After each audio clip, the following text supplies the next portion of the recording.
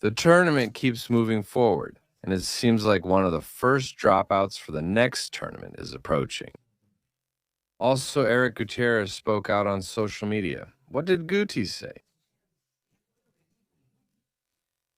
And Diego Cocca talked about the Tapatío Classic.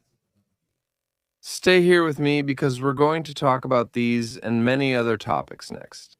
I'm Jesus Bernal, and I thank all of you for your attention. Thank you so much for being here with me to talk about the latest.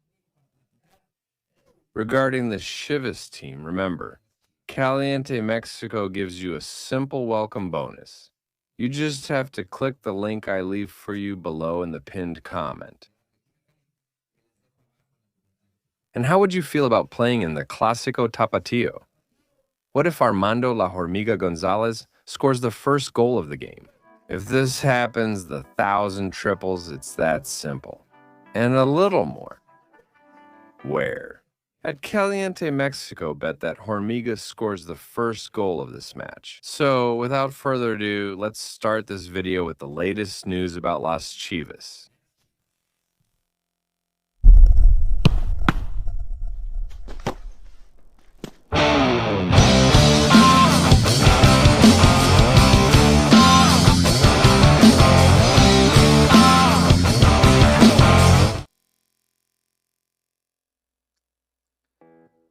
Well, the Mexican championship keeps moving forward, and it seems like there's a player who is starting to be considered to leave Chivas next season. Not only because, not just because I feel like saying it, but because the numbers are there. And actually, his playing time is minimal. We're talking about Miguel Tapias, Miki Tapias. One match, 9 minutes, only 1.25% of the minutes played. And the truth is, with the way things have played out, even when the World Cup comes around, it's unlikely he'll get any minutes because Jose Castillo isn't one of those considered by Javier El Vasco Aguirre, a player who, during Oscar Garcia's tenure, arrived as a solution for the central defense and who had his moments and got his minutes. Injuries kept him out for a while, but with Gabby Milito, he hasn't been able to find that place or that spot he would like. Obviously, the competition is tough. Why do I say he's likely among those leaving?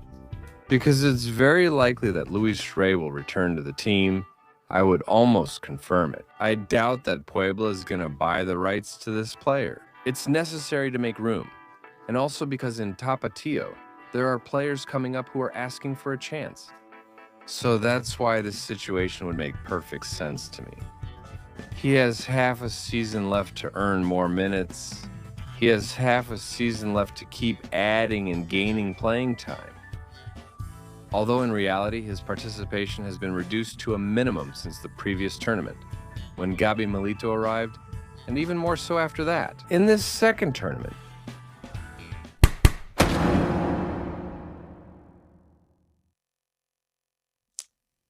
Eric Gutierrez has been somewhat missing, or even very much missing. So much so that he hasn't even found a team yet.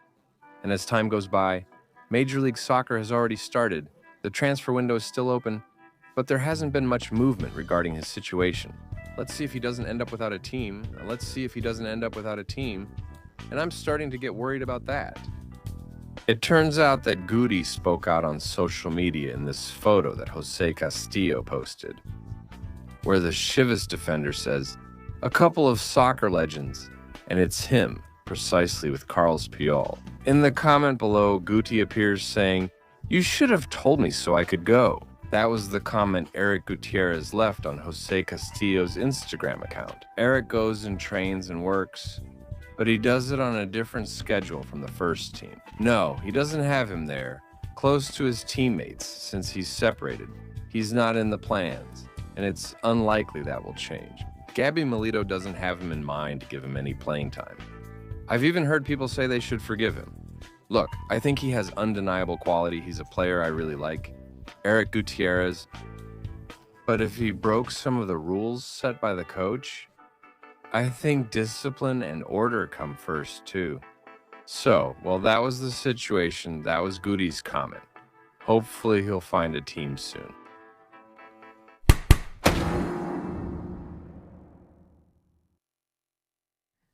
The scent of the Tapatío Classic is starting to arrive.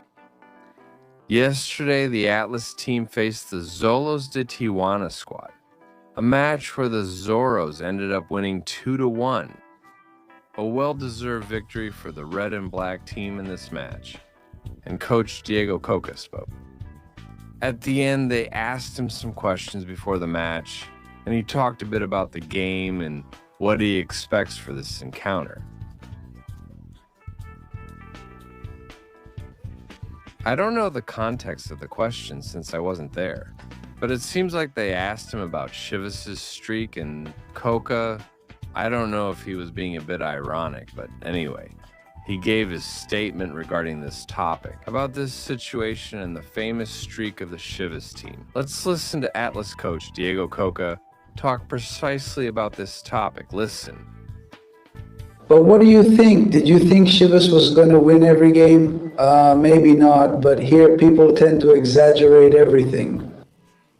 Of course, Chivas is a team with very good players and a very good coach, but were they going to lose at some point? Chivas? In the last 5 games, they were seen as championship contenders, but after losing 2, people now claim they've been figured out. This is a long journey. It's a marathon, not a 100-meter race.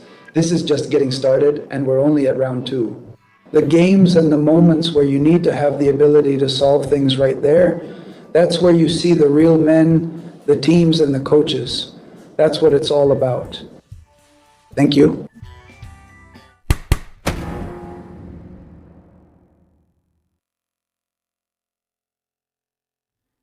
Just to finish, I simply want to remind all of you that the Chivas team is facing Atlas this weekend. The match is scheduled for 7 p.m. Central Mexico time.